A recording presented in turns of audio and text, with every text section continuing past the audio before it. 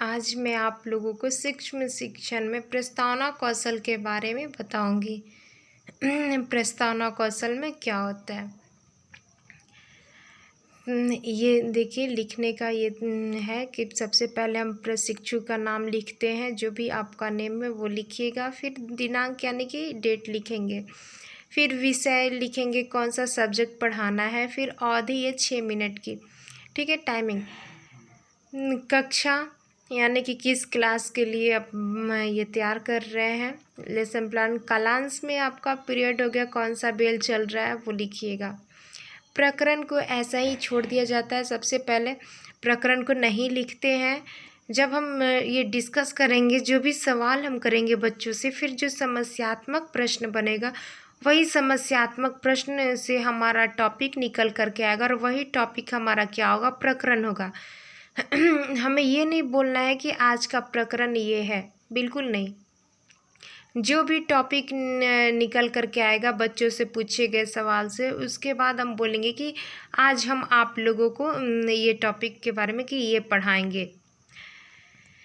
तो इसके बहुत सारे घटक हैं, तो इसके बारे में कुछ डिस्कस करते हैं। कि सबसे पहले तो प्रस्तावना कौशल में हम जो भी प्रश्न निर्माण करेंगे वो डेली लाइफ से रिलेटेड होना चाहिए।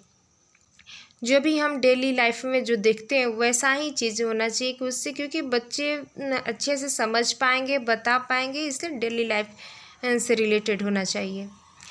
तो हम ये सबसे पहले देखेंगे कि इसमें जो भी क्लास का हम बना रहे हैं, जो भी टॉपिक लिए हैं, तो उससे पिछले क्लास में उस टॉपिक से रिलेटेड जो प्रश्न है वो प्रश्न बच्चे को आ रहा है या नहीं, बच्चे बता पा रहे हैं या नहीं।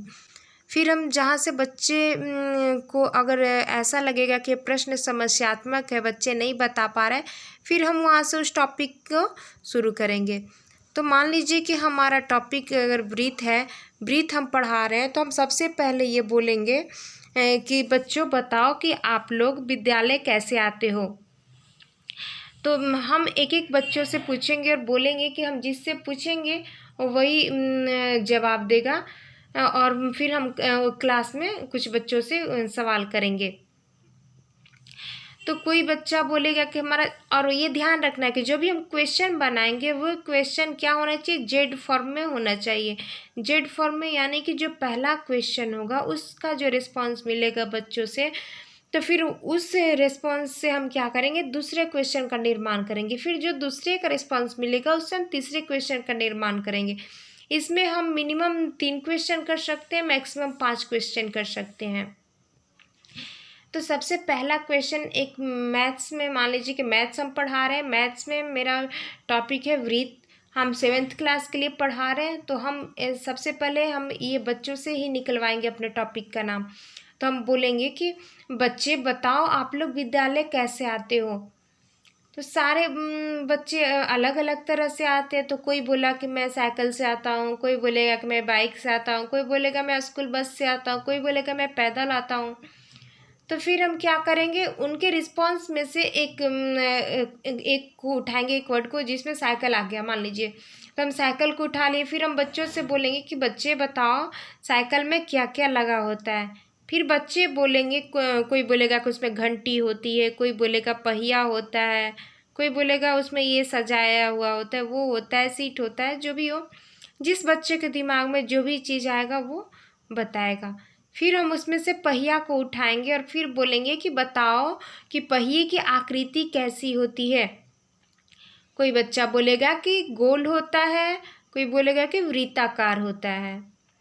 तो फिर मेरा अगला क्वेश्चन अब ये होगा कि बच्चे बताओ वृत्त क्या होता है। तो बच्चे अगर बता पा रहे हैं तो ठीक है, अगर नहीं बता पा रहे तो ये हमारा क्या, समस्यात्मक प्रश्न बन जाएगा।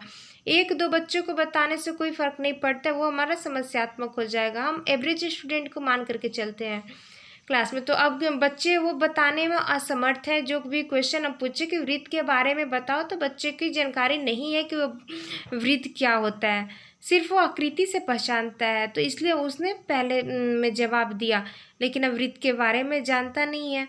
तो फिर हम क्या करेंगे, अब बोलेंगे कि बच्चे आज हम आप लोगों को वृत्त के बारे में पढ़ाएंगे। वृत्त के बारे में डिस्कस करेंगे कि वृत्त क्या होता है। इसके सेंटर क्या होती है, रेडियस क्या होती है, डायमीटर क्या होती है, वृत्त के बारे में पूरा का पूरा मैं डिस्कस करूँगी आप लोग को। तो ये रहा हमारा प्रस्तावना कौशल। फिर मैं अगले वीडियो में आप लोग को नेक्स्ट कौशल के बारे में बताऊँगी। धन्यवाद।